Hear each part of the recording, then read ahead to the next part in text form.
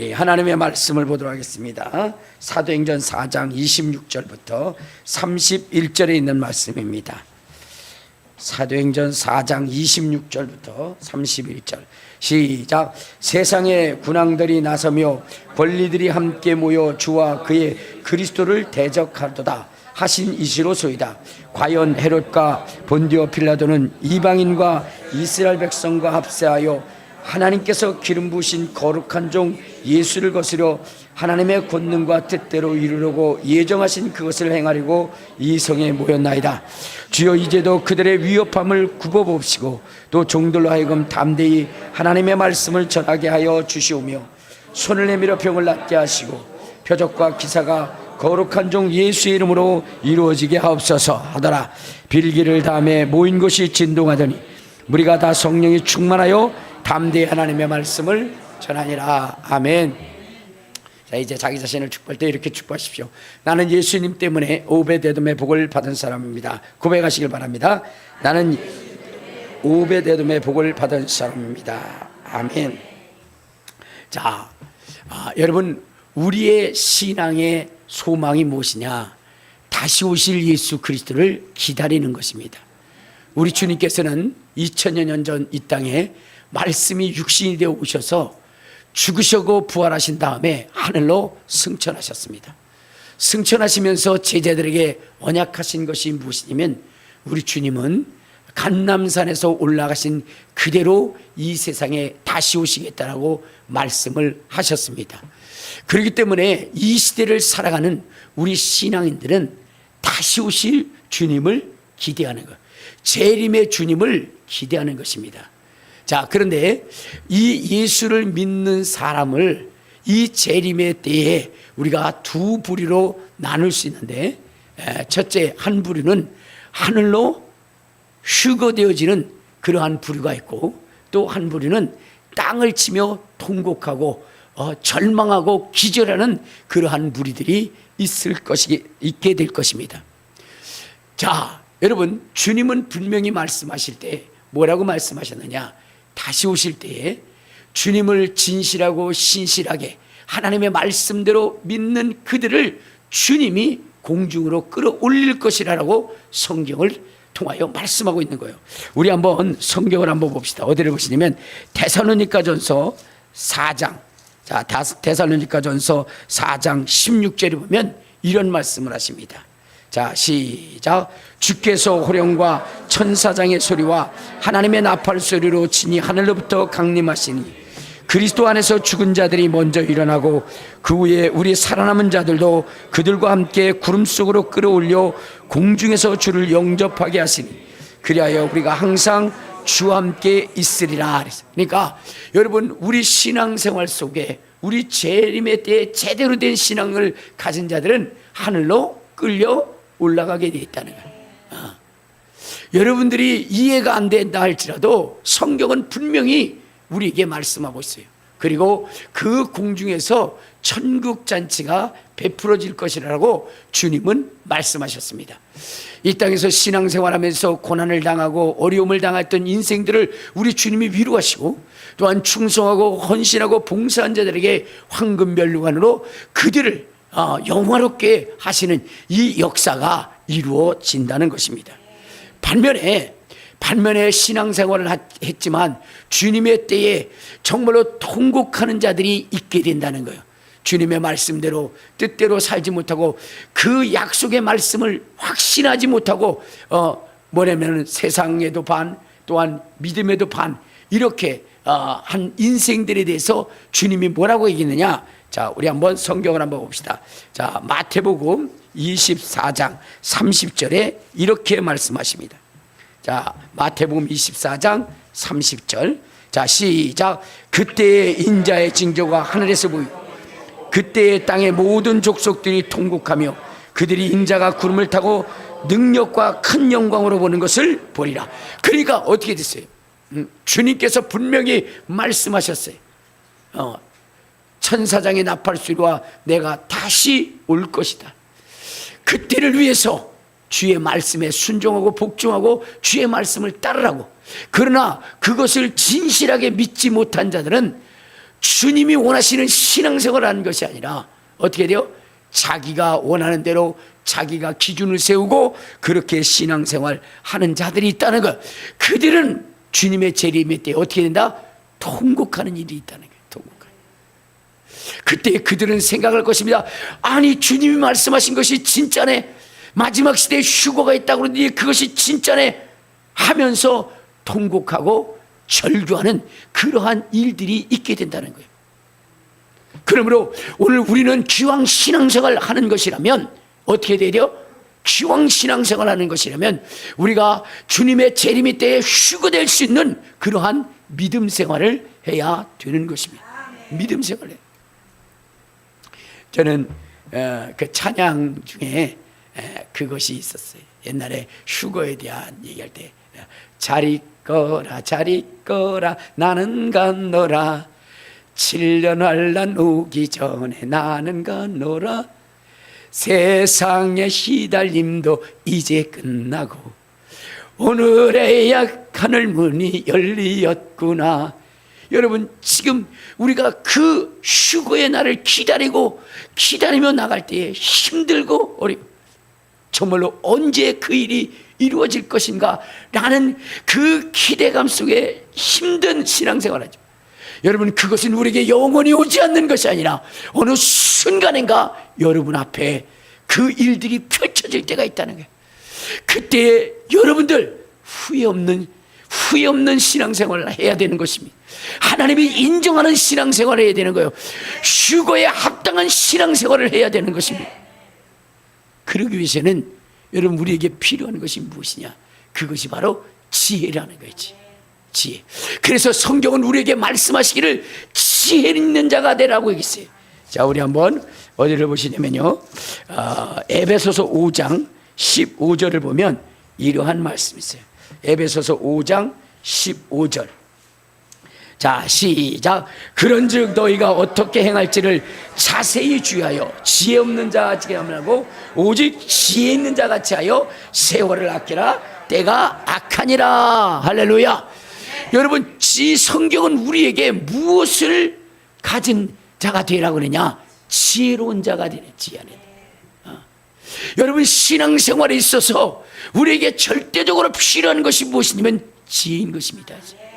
왜 우리에게 지혜가 필요한 것이냐 하면은 지혜라고 하는 것은 어떤 것이냐? 먼 미래를 내다볼 수 있는 능력이고, 또한 지혜라고 하는 것은 어떠한 일을 당했을 때에 그 일을 능히 이기고 대처할 수 있는 바로 그 능력이 지혜인 것입니다. 야, 지혜 있는 자는 어떤 사람이요? 미리 앞으로 다가올 그 일들을 예측하고 대비하는 자예요. 그리고 그러한 그 어려운 그러한 일을 만났을 때 그것을 능히 해치고 나갈 수 있는 그 능력이 바로 지혜인 것입니다. 지혜. 여러분, 성경은 우리에게 지혜 있는 자가 되라 하는 것은 우리로 하여금 미래를 예측할 수 있는 사람이 되고, 또한 어떤 환난과 고난과 역경의 문제가 있을 때에 능히 그것을 해치고 이길 수 있는 그러한 사람이 되라는 거예요. 그래서 지혜 있는 자가 되라고 말씀을 하시는 것입니다. 여러분, 이스라엘이 하나님의 택함을 받고 부름을 받았음에도 불구하고 그들이 숱한 고난과 역경과 고통 속에서 정말로 처절한 그러한 그 시대를 그들이 보낼 수밖에 없었던 것은 그들이 뭐냐? 지혜가 없었기 때문이지. 여러분, 우리 신앙인으로서 이제 우리는 이스라엘 백성들처럼 지혜 없는 자가 되지 말고 지혜 있는 자가 돼서 여러분 다가올 미래를 준비할 수 있는 저와 여러분이요, 또한 휴거의 날에 여러분이 휴거될 수 있는 그러한 지혜자가 되시기를 주님의 이름으로 축원합니다. 주님의 이름으로 축원합니다. 그러면 우리가 이 지혜자가 되기 위해서는 어떻게 되느냐? 바로 다른 것이 아니라 우리가 성경을 가까이 하고 성경을 여러분의 신앙의 양식으로 삼아야 되는 거예요. 왜? 이 신앙 속에는 앞으로 되어질 미래에 대하여 기록하고 있기 때문이라는 것입니다. 또한 이 성경은 우리로 하여금 그때를 당하면 우리가 어떻게 행동해야 될지를 말씀해 주고 있기 때문에 여러분, 우리의 인생에서 성경을 가까이 하는 것보다 더 큰 복은 없다는 것입니다. 여러분, 이스라엘 백성들에 대해서 하나님이 미리 말씀을 하셨어요. 미리 말씀하셨어요. 그러나 그들은 이 하나님이 준비하고 예비하라 하시는 이 말씀을 경홀히 여기고 준비치 못함으로 말미암아 결국 그들은 멸망을 당하게 되는데, 하나님께서는 아브라함을 통해서 말씀하신 바가 있어요. 아브라함을 통해서 뭐라고 말씀하셨느냐, 우리 한번 성경을 한번 찾아보도록 하겠습니다. 어디를 보시냐면 창세기 15장.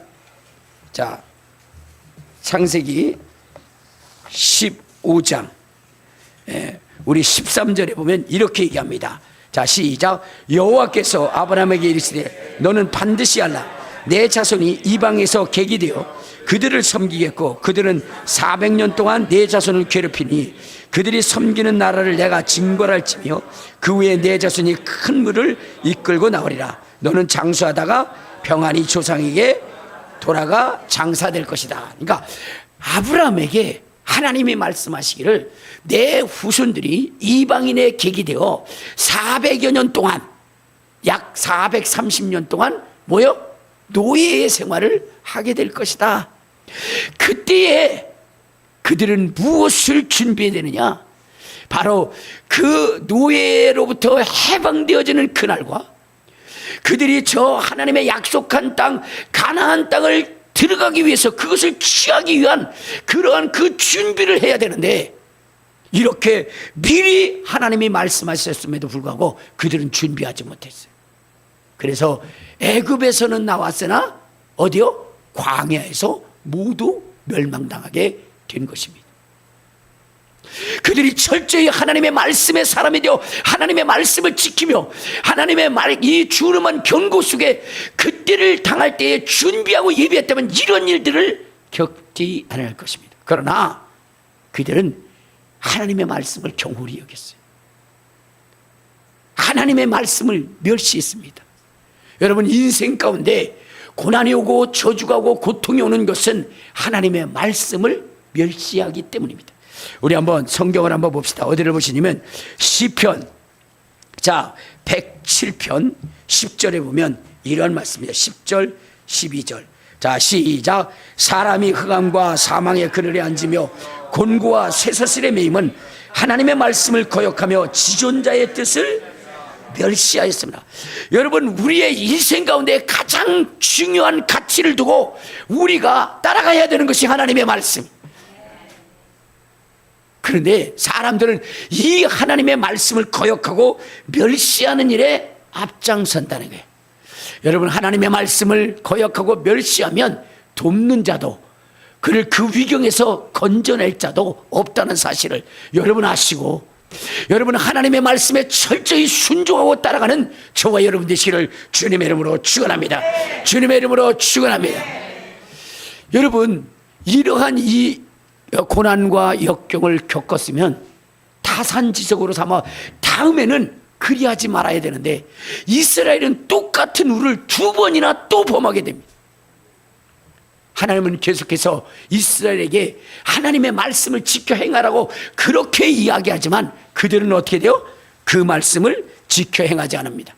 그래서 하나님이 다시금 이스라엘 향해서 너희들이 바빌론의 포로가 될 것이다. 그리고 거기서 70년 동안 종살이를 하게 될 것이다. 거기서 하나님의 말씀과 하나님의 뜻을 발견하고 그리고 70년이 차면 돌아올 것이라고 말씀을 하셨어요. 성경을 통해서 이미 선포했어요. 그러나 그들은 믿지 않았습니다. 이스라엘이 어찌 바빌론의 포로가 된다는 얘기냐, 말도 안 되는 소리를 한다 라고 이렇게 우습게 여기고 하나님의 말씀을 거역함으로 말미암아 하나님의 명령을 거역한 자들이 전부 다 뭐냐면 소멸되어지는 이러한 참담한 일을 경험하게 됩니다. 주님은 분명 이스라엘 백성들에게 말씀하셨어요. 너희들이 바빌론에 갈 것이고 70년 동안 포로 생활을 하게 될 것이다. 그러므로 그 속에서 정결한 자가 되고 거룩한 자가 되고 하나님의 말씀을 따르는 자가 되라고 주님은 말씀하셨습니다. 그러나 이스라엘 백성들은 그 하나님의 말씀을 거역했어요. 자, 우리 한번 성경을 봅시다. 예레미야서 25장. 자, 예레미야서 25장 우리 11절에 보면 이렇게 얘기합니다. 자, 시작. 이 모든 땅이 폐허가 되어 놀랄 일이 될 것이며 이 민족들은 70년 동안 바빌론 왕을 섬기리라. 여호와께서 말씀하시니라. 70년이 끝나면 내가 바빌론의 왕과 그의 나라와 갈대의 땅을 그 죄악으로 말미암아 벌하여 영원히 폐허가 되게 하며 내가 그 땅을 향하여 선언한 바 예레미야가 모든 민족을 향하여 예언하고 이 책에 기록된 나의 모든 말을 그 땅에 임하게 하리라. 주님이 이렇게 말씀을 하셨어요. 그러므로 주님이 선포한 말씀은 1.1핵이라도 변개하지 않고 다 이루는 것이니 이제 이스라엘의 운명은 어디요? 바빌론에 갈 수밖에 없는 거예요. 그런데 이 하나님의 말씀을 거역하고 이스라엘의 남은 자들은 전부 다 멸망을 당해요. 그러나 하나님의 말씀을 따라 주님의 명령을 따라 바빌론의 포로가 돼서 자기 자신을 거룩하게 지키려 했던 사드락과 메삭과 아벳느고 같은 사람들은 어떻게 됐어요? 그 바빌론에서 그들의 생명이 보존되어질 뿐만 아니라 그의 삶들이 보장되어지고 그리고 그들의 신앙이 지켜짐으로 다시금 이스라엘을 회복하는 그러한 초석이 되어져 돌아오게 되었다는 거예요. 이 사드락과 메삭과 아벳느고는 이제 바빌론으로 갔을 때 옥에 갇혔을 때 그들이 한 것이 무엇입니까? 우리 한번 자 다니엘서 1장 8절에 보면 이들이 뭐라고 얘기하느냐. 1장 8절 시작. 다니엘은 뜻을 정하여 왕의 음식과 그가 마시는 포도주로 자기를 더럽히지 아니하고 자기를 더럽히지 아니하도록 환관장에 구했다. 이렇게 했어요. 그러니까 무엇이냐면 이방인의 그런 우상 앞에 드려진 제물로 인하여 자기 자신이 더러워지는 것을 막으려 했다는 거예요. 육신의 욕망과 육신의 그러한 즐거움을 취하지 않고 하나님의 말씀으로 자기 자신을 정결하고 성결하게 하기 위해서 그는 채소로 뭐냐면 자기의 생명을 보존하게 됐다는 거예요. 그러므로 하나님은 그를 선택하여 바빌론의 박사가 되게 했고 총리가 되게 했고 그리고 후에는 어떻게 돼요? 주님께 돌아올 수 있는 그 때와 시기를 알게 하셔서 그래서 어떻게 됐습니까? 이스라엘 백성들을 이끄는 지도자로서의 사명을 감당하게 했던 것입니다. 여러분, 이 다니엘이 이러한 이 미래를 예측하고 준비할 수 있었던 것은 무엇이냐면 그는 바로 하나님의 말씀을 가까이 했기 때문이라는 거예요. 자, 우리 한번 다니엘서를 한번 찾아보면 다니엘서 9장에 보면 이렇게 이야기를 합니다. 다니엘서 9장 자 1절에 보면 이렇게 이야기합니다. 자 시작. 메대 족속 아수로의 아들 다리오 갈대아 나라 왕으로 세움을 받던 첫해 곧 그 통치 원년에 다니엘이 책을 통하여 여호와께서 말씀하신 선지자 예레미야에 알려주신 그 연수를 깨달았나니 곧 예루살렘의 황폐함이 70년 만에 그치리라 한 것이라. 그러니까 이 다니엘은 항상 말씀을 가까이 함으로 하나님의 때가 언제인지를 알고 그 때마다 그는 준비할 수 있게 되었다는 거예요. 그러므로 그는 망하지 않고 그는 멸망당하지 않고 보존당하게 될 뿐만 아니라 준교함을 잃지 않게 된다는 거예요. 오늘 우리도 이 시대 속에 신앙생활하는 우리가 가까이 해야 할 것이 무엇이냐? 그것이 바로 하나님의 말씀이라는 것입니다. 하나님의 말씀은 반드시 이루어지는 거예요. 하나님의 말씀은 반드시. 그래서 우리는 이 성경의 말씀을 통해서 우리는 철저하게 하나님의 사람이 되고 하나님이 진행하시는 그 계획표가 무엇인지를 알고 그때마다 우리가 준비해야 될 것이 무엇인지를 알고 그때마다 우리가 준비할 수 있는 그러한 지혜로운 자가 되어야 되는 것입니다. 우리 모두 그런 사람이 되시기를 주님의 이름으로 축원합니다. 주님의 이름으로 축원합니다. 여러분, 주의 제자들이 이제 부름을 받고 이제 주님의 승천 이후에 성령을 받고 그들이 행한 것은 무엇일까요?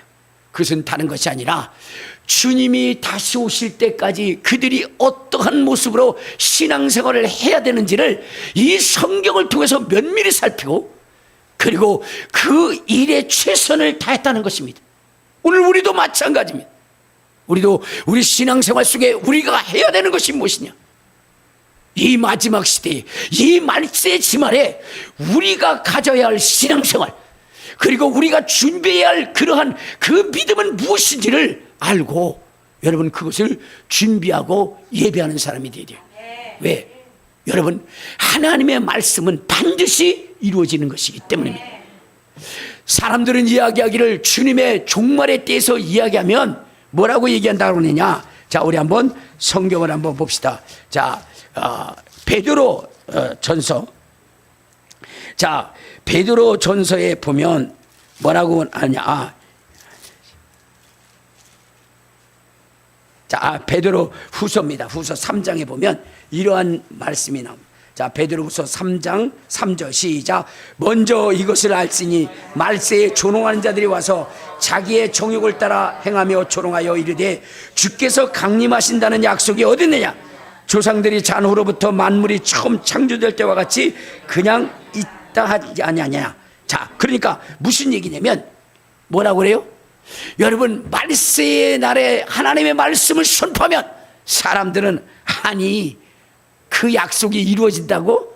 말도 안 되는 소리 하지 마라. 자, 이 세상이 창조되어져 지금까지 왔고 이후에도 이 세상은 여전히 존재할 것이라고 그렇게 조롱한다는 거예요. 왜?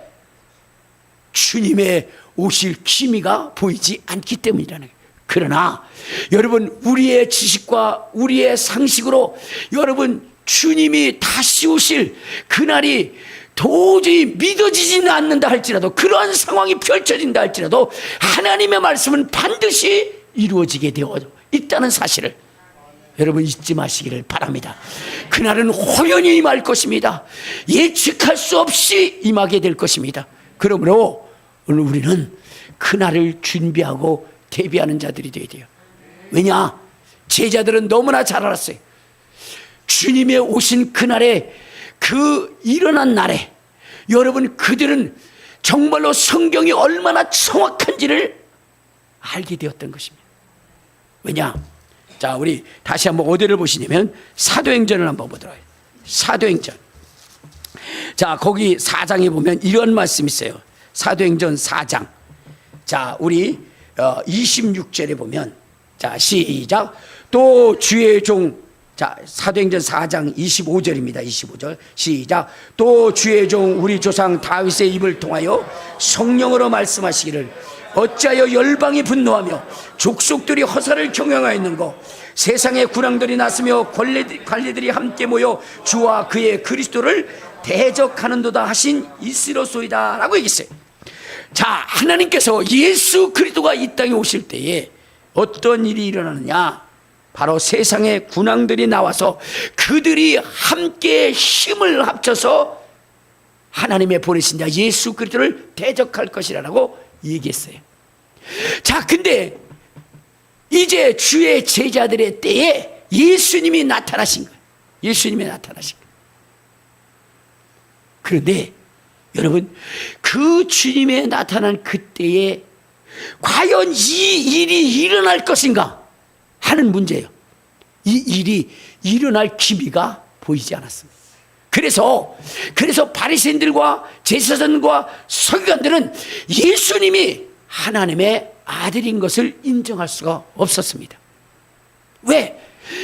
그 예수 그리스도가 이 땅에 나타날 때는 세상의 군왕들, 관원들이 함께 합동하여 예수 그리스도를 십자가에 못 박을 것이라고 그들은 알았기 때문이에요. 그러나 그때의 그 당시의 상황을 보면 군왕들이 마음을 합친다는 것은 뭐요? 있을 수 없는 거예요. 왜? 당시에 빌라도와 헤롯은 어떤 사람이었어요? 원수지간이었어요. 원수지. 도저히 합칠 수 없는 원수지간이었어요. 자, 우리 한번 성경을 한번 봅시다. 어디를 보시냐면 누가복음 23장 12절. 누가복음 23장 12절. 시작. 헤롯과 빌라도가 전에는 원수였으나 당일에는 서로 친구가 되니라. 그러니까 여러분, 그들은 서로 원수지간이었어요. 그래서 물고 뜯었어요. 왜냐하면 여러분, 지금 이 빌라도가 통치하고 있는 이 지역은 누가 통치했느냐? 바로 자기 형이 통치하던 아켈로아가 통치하는 지역이 있어요. 그런데 지금 그 아켈로아가 쫓겨나고 누가 왕으로 통치자로 온 거예요? 빌라도가 온 거예요. 그러니까 둘은 원수지간이 될 수밖에 없는 원수지간. 그래서 군왕들이 힘을 합해서 예수 그리스도 하나님의 보내신 자를 뭐요? 핍박할 수 있는 환경과 여건과 조건은 될 수가 없었던 겁니다. 그렇기 때문에 예수는 하나님의 아들이 아니라고 부인했던 것입니다. 그러나 그날의 그 둘은 어디에 철천지 원수지간이었던 그들은 하나가 되는 이러한 엄청난 일이 벌어지게 됩니다. 그래서 사도행전 4장에 보면 자 27절에 그렇게 이야기합니다. 27절 시작. 과연 헤롯과 본디오 빌라도는 이방인과 이스라엘 백성과 합사하여 하나님께서 기름 부으신 거룩한 종 예수를 거스려 하나님의 권능과 뜻대로 이루려고 예정하신 그것을 행하려고 이 성에 모였나이다. 과연 하나님의 말씀대로 그렇게 되었다는 거예요. 과연 하나님의 말씀. 여러분, 하나님의 말씀은 이처럼 분명히 확실히 이루어지는 거예요. 때로는 한순간에 이루어지기도 한다는 것입니다. 그러므로 오늘 우리는 하나님의 말씀을 철저히 분석하고 믿고 따르고 나가야 되는 것입니다. 그러므로 제자들은 이 일이 이루어짐을 보고 이제 자기네들이 마지막 시대에 말세를 살아가는 자기네들이 행해야 될 것이 무엇인지를 분명히 알았어요. 그것은 우리 주님께서 주신 능력이라는 것이었어요. 능력이라는 것. 주님은 말씀하시기를 나를 믿는 자는 나의 하는 일을 할 것이요 이보다 더 큰 일을 행하느니 이는 내가 아버지께로 감이라 라고 말씀을 하셨어요.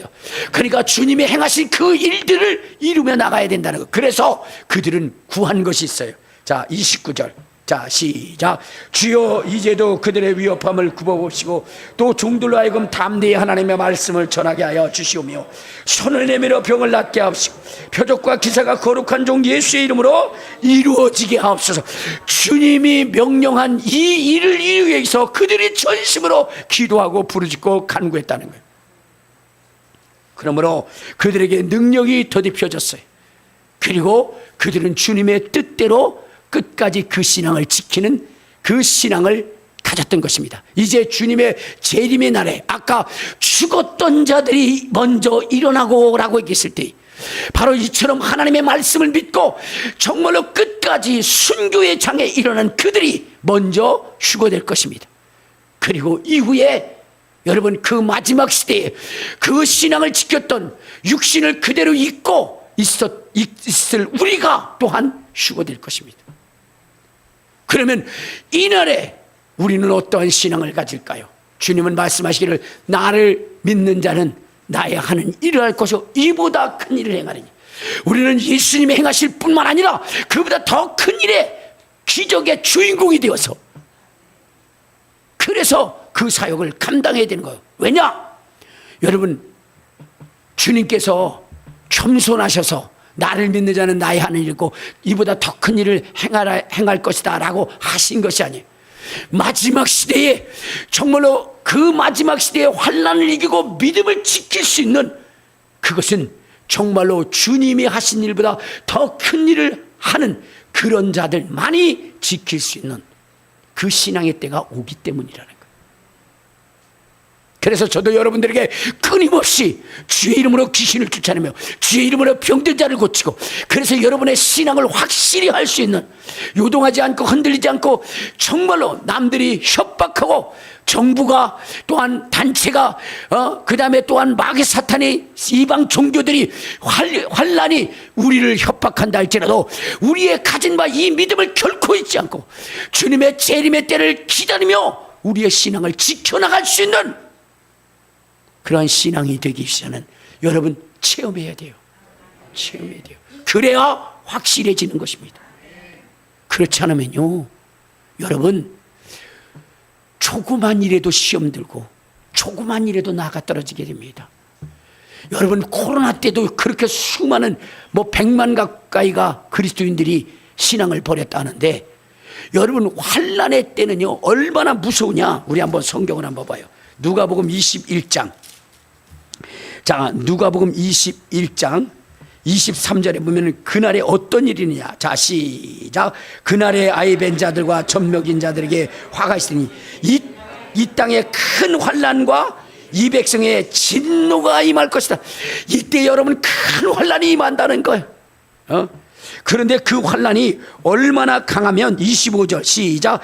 1월 성신에는 징조가 있겠고 땅에서는 민족들이 바다와 파도의 성난 소리로 인하여 혼란 중에 군것, 사람들이 세상에 임할 일을 생각함으로 무수함으로 기절한다는 거예요. 기절한다는 거예요. 여러분 이러한 일들이 마지막 시대에 일어난다는 거예요. 이때 우리의 신앙을 지킬 수 있는 그 힘은 무엇일까요? 주 예수의 이름으로 귀신을 쫓고 병을 고치고 방언을 말하고 예언을 말하며 기사와 이적과 능력을 행함으로 하나님의 살아계심과 나와 함께 하심을 내가 증거할 때에 우리는 끝까지 그 신앙을 지킬 수 있는 것이고, 그 신앙을 가진 자들을 주님은 불러 올릴 것입니다. 여러분 믿음의 담대함을 갖고 체험하시기를 주님의 이름으로 축원합니다. 며칠 전에 우리 혜진이가 이랬어요. 목사님, 제가 감기가 들었고요, 그 다음에 원래부터 허리가 약해서 공부를 많이 해야 되는데 공부를 할 수가 없어요. 책상에 조금만 앉아있으면 허리가 아파서 앉아있을 수가 없어요. 목사님 기도해 주세요 그러더라고요. 그래서 제가 기도를 해줬어요.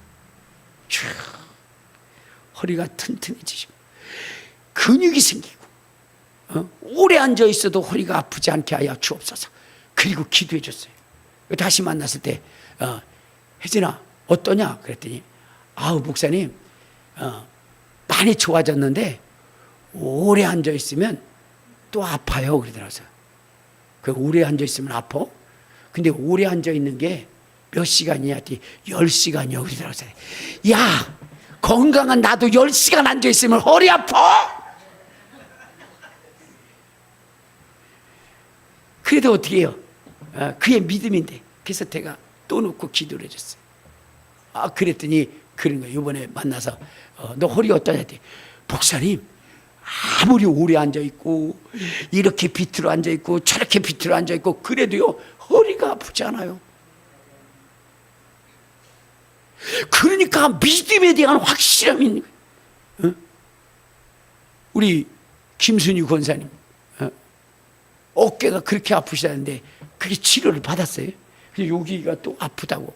근데 우리 김순희 권사님이 물론 인정을 하지만 본인이 체험을 안 한 게 있어요. 그게 뭐냐면 불 들어가! 그러면 그러니까 아이고 진짜 불이 들어가나. 물론 제가 머리 흔들어놓고 하면 뜨끈뜨끈하긴 하지만 진짜 불이 들어가나. 근데 어저께인가요? 그저께 제가 손을 얹고 딱 기도하는데 목사님 왜요? 이 불이 3번이 왔다 갔다 하면서 막 들어가는 게 자기가 체험을 했다는 거예요.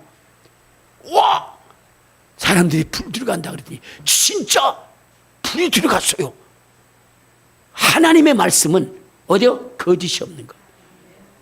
내가 체험을 하지 않았기 때문에 인정하지 않는. 체험을 해야 인정이 되어지는 거예요. 체험이 돼요. 그래서 저는 여러분들에게 예수의 이름으로 어떻게 돼요? 체험하고 경험하고, 그래서 결코 이 신앙을 놓을 수 없도록 그렇게 하는 거예요. 저도요, 사람이 경험하지 않으면 참 이해를 할 수가 없는 거예요.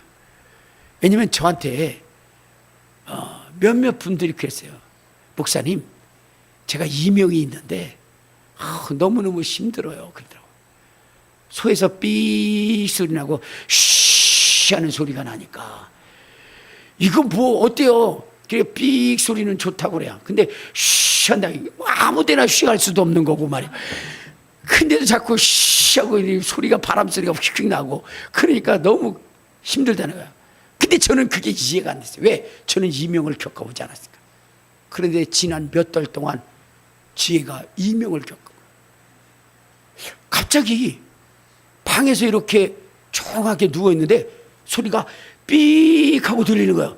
그래서 나는 바깥에서 무슨 일이 있나 해가지고 열어보니까 바깥에는 무슨 공사하는 게 없어요.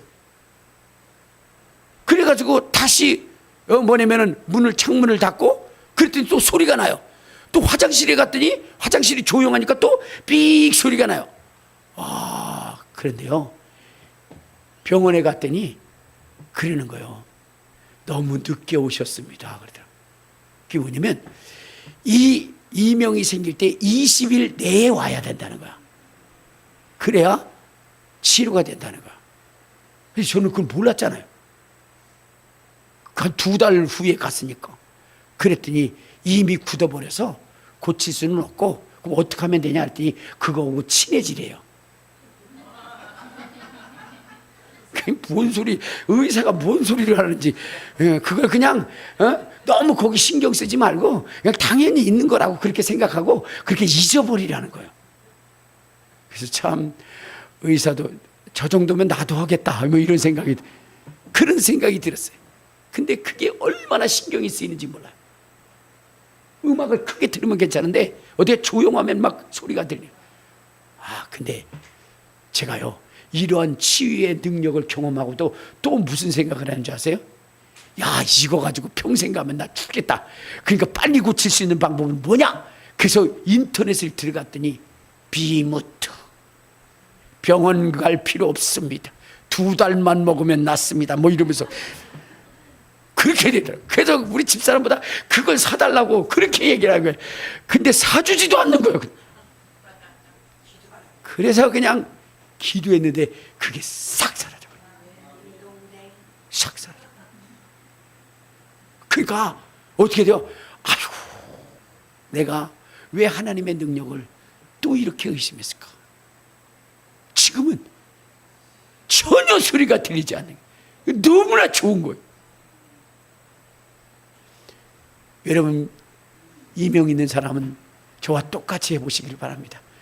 사모님한테, 아내한테 비무트 사달라 그래서 안 사주면 그러면 어떻게 돼요? 전심으로 기도하시길 바랍니다. 놀라운 일들이 일어나게 될 것입니다. 그러니까 더 믿음이 견고해지고 확실해져요. 여러분, 지혜로운 아내를 둔 사람은 행복한 거예요. 알겠습니까? 우리 사모님은 지혜로웠어요. 아무리 살려달라 해도 믿음으로 고치라고. 그래서 제가 믿음으로 고쳤습니다. 근데 여러분들, 정말 지혜로운 아내들인 중요한 건, 여러분들 보면 우리나라 역사 속에 의병대장이었던 김천일이라는 사람이 있어요. 김천일. 이 사람은 정말로 임진왜란 때 혁혁한 공을 세우면서 뭐냐면은 왜구들을 다 물리치고 끝내 장렬하게 전사한 그런 사람이에요. 근데 그 사람이 그렇게 대단할 수 있었던 이유는 아내 때문이었어요. 아내. 이 사람이 결혼을 했는데 이 아내가 뭐냐면 참 지혜로운 아내였어요. 어느 정도냐면 이 시아버지가 아주 이 며느리 때문에 스트레스를 많이 받아요. 왜냐? 결혼해가지고는, 여러분, 그 집안에 시집을 오면 며느리로서의 역할을 다 해야 되는 거 아니에요? 근데 한 달이 지나고 2달이 지나도 밥상 하나 차리질 않아요. 그러니까 시아버지가 화딱지가 나서요. 아침에 일찍 일어나가지고 이것저것 챙겨야 되는데 해가 중천에 뜰 때까지 잠을 자고 있는 거예요. 그러니까 어느 날 막 화를 내면서 며느라기야 너 이리 와. 그래서 왜요? 그랬더니 너는 지금 시집 와서 도대체 뭐 하는 거냐? 나는 네가 지금 시집 온 지 2달이 지났는데도 네가 밥 해주는 것을 내가 먹어본 적이 없다. 그랬더니 이 며느리가 뭐라 그러냐면 아버님 나는 밥을 잘 못합니다. 그런데 밥 잘하는 친구가 있는데 내가 만일 밥을 해가지고 설려가지고 아버님한테 드린다고 한다면 이거보다 더 큰 일이 어디 있겠습니까? 밥 잘하는 사람에게는 그 일을 더 잘할 수 있도록 밀어주는 것이 현명한 거 아닐까요? 맞는 거예요. 시아버지가 아무 말도 못했어요. 그런데 또 중천에 일어나고 나서는 아침도 안 먹고 중천에 일어나고 나서는 뭐라요? 그 식물을 데리고 어디를 가냐? 막 맛집을 돌아다니는 거예요. 그래가지고 맛있는 거 다 사 먹고 오는 거예요. 그러니까 시아버지가 또 얘기해요. 너 집에 밥이 없냐 뭐가 없냐? 근데 왜 나가가지고 그런 것을 사 먹으면서 재산을 축내고 있냐? 그러면서 막 뭐라 그러는 거예요. 그때 이 며느리가 또 얘기하는 거예요. 아버님 그런 말씀 하시지 말라고. 아버님이 맛있게 드는 것을 위해서 내가 식물을 데리고 가서 맛집을 찾아다니면서 그 맛을 익히기 위해서 그것을 갖다가 아버님한테 드리는 것, 이게 아버님을 기쁘시게 하는 것이 아닐까? 맞는 것 같아요. 너무너무 잘. 그러니까 이 시아버지가 얘기했어요. 너 우리 집에 오면 우리 집에서 재산을 불리고 그런 일을 해야 되는 거 아니냐? 근데 너는 뭐냐? 재산만 축내고 있고 며느리에게 너 뭐 하는 거야? 그랬더니 이 며느리가 그렇게 얘기해요. 아버님 나도 이 집안에 와서 뭐요? 이 집안의 가산을 늘 막 확정시켜서 부자가 되게 하고 싶지만 나에게 주어진 미천이 없으니 내가 어찌하겠습니까? 아버님이 돈 다 잡고 있잖아요. 그러니까 아버지가 있는 대로 승질이 난 거예요. 시아버지가. 그래서 2억이라는 돈을 던지면서 내가 그러면 너 이 2억이라는 돈을 줄 테니까 이걸 가지고 한 달 만에 배로 불려올지어다 이렇게 얘기했어요. 근데 한 달 만에 배로 2억을 4억을 어떻게 만들어요? 그러니까 그 남편인 김천일은 아내를 너무 사랑해. 근데 그건 가당치도 않아요. 그러면서 뭐냐면 토를 달기를 내가 2배로 불려오지 않으면 쫓겨나갈 줄 알아라. 그러니까 남편은 어떻게 돼요? 아내를 사랑해서 막으려고 했더니 이 아내 되시는 분은 알겠습니다 아버님 하는 거예요. 그래가지고 한 달 내라. 알겠습니다. 그리고 나서는 종들을 다 자기한테 붙여달라고 그랬어요. 그래 네가 장사를 하든 농사를 하려면 같이 일해야 할 사람이 있겠지. 그래 종들도 주겠다. 그리고 나서는 갔는데 종들을 데리고 가서 어디다 갖다 놓고 왔는지 돌아올 때 보니까 어떻게 돼요? 식모만 데리고 온 거예요. 그리고 한 달이 가까워지는데도 돈은 뭐냐면 가주지도 않고 그렇게 됐어요. 그러니까 시아버지 입장에서는 뭐냐면 내쫓을 기회가 생겼다 생각하고 그렇게 날짜가 지는데 한 달이 딱 칠 때 4억을 가져온 거예요. 4억을. 근데 종들은 오지를 않는 거예요. 그러니까 내쫓고는 싶은데 어떻게 돼요? 이 며느리가 얘기하는 대로 다 되는 거예요. 그러니까 뭐 어떻게 할 수도 없는데 그러다가 얼마 있다가 무슨 일이 일어나냐면 임진왜란이 일어난 거예요. 임진왜란. 그 임진왜란이 일어났을 때에 그때에 어떻게 된? 이제 그 마을에도 왜구가 쳐들어서 그 마을도 박살날 그런 상황이. 그러니까 이 시아버지는 발만 동동 굴르고 있을 때에 이때 며느리가 나선 거예요. 아버님 걱정하지 마세요. 뭘 걱정하느냐? 지금 이 날통굴에. 그랬더니 이미 다 그 마을 사람들이 전체가 옮겨져 이 난리를 피할 수 있는 그러한 그 장소를 자기가 마련했다는 거예요. 그 무주 지역에, 그 깊은 산에. 종들을 데려가서 거기를 전부 다 일궈놓고 집들을 만들어 놓고 농터를 만들어 놓고 그렇게 했죠.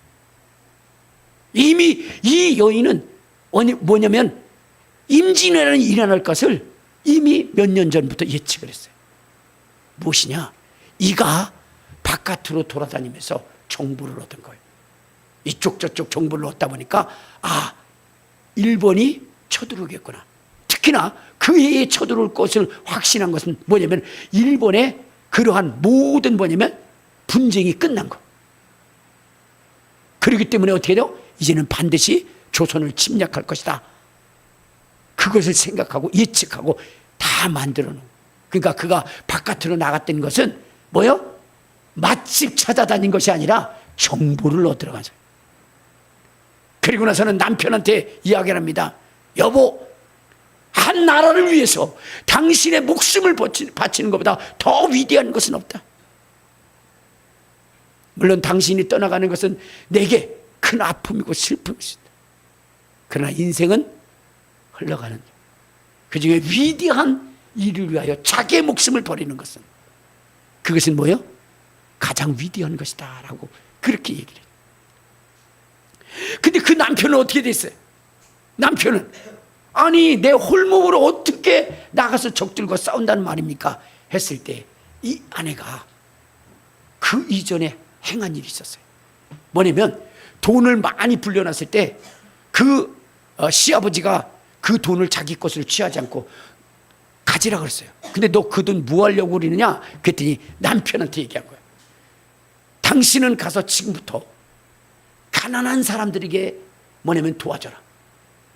장례 비용이 없는 사람에게는 장례 비용을, 먹을 것이 없는 사람은 먹을 것을, 병든 사람에게는 치료를, 그래가지고 그 몇 억을 다 쓰라고 그랬어요. 다 쓰라. 그래서 그 남편은 하는 일이 뭐냐면 돈 가지고 나가서 가난한 사람, 어려운 사람, 힘든 사람 도와주고 그렇게 했던 거예요. 그리고 난 다음에 이제 뭐냐면 외란이 터지고 나가려 할 때에 당신은 혼자가 아니라 이제 당신이 나가서 외치기만 하면 300명의 용사들이 모일 것이다. 아니 그게 누군데? 당신이 그동안 도와줬던 그 사람들이 모일 것이다. 아니나 다를까 이 사람이 칼을 차고 의용군으로 나갈 때 그 힘들고 어려울 때 도와줬던 그 사람들이 김천일과 함께 있다고 목숨을 걸고 나가겠다고 이렇게 외치면서 나가서 의병 300명과 함께 용감히 싸운. 여러분 그 안에는 미래를 예측할 수 있는 사람, 그리고 그 미래에 있어날 그 일을 해결할 수 있는 방법이 무엇인지를 아는 지혜로운 여인이었어요. 여러분 지금 신앙생활도 마찬가지. 신앙생활도 마찬가지. 주님의 오실 그날을 예측할 수 있는 사람이 되고 그날을 위해서 정말로 성도들이 그 신앙을 준비할 수 있는 사람이 되고, 저는 그것을 가르치고 싶은 거예요. 우리 주님 반드시 다시 오십니다. 그때 주님이 찾으시는 자는 어떨까요? 불러 올리는 자는 어떤 자일까요? 하나님의 말씀을 담대히 전하는 자일까요? 주의 제자들에게 맡겼던 것처럼 온 천하에 다니며 만민에게 복음을 전파하시는 이 약속의 말씀을 들고 서는 자일 것이고, 또한 그 말씀에 목숨을 걸 수 있는 자들은 뭐냐? 따르는 표적이 있는 자들이, 성령의 충만한 능력을 받은 자들이. 오늘 우리는 이 마지막 시대에 정말로 하나님의 말씀을 전할 때에 따르는 표적과 능력과 증거로 여러분들과 하나님이 함께하는 확실한 증거를 가질 때에 그 마지막 순간에 여러분은 결코 주님을 부인하지 않고 끝까지 주님을 인정함으로 주님께서 여러분들을 하늘 공중으로 끌어올릴 것을 여러분 믿으시고, 이 마지막 시대에 정말로 주의 이름으로 따르는 표적의 주인공들이 되시기를 주님의 이름으로 축원합니다. 주님의 이름으로 축원합니다.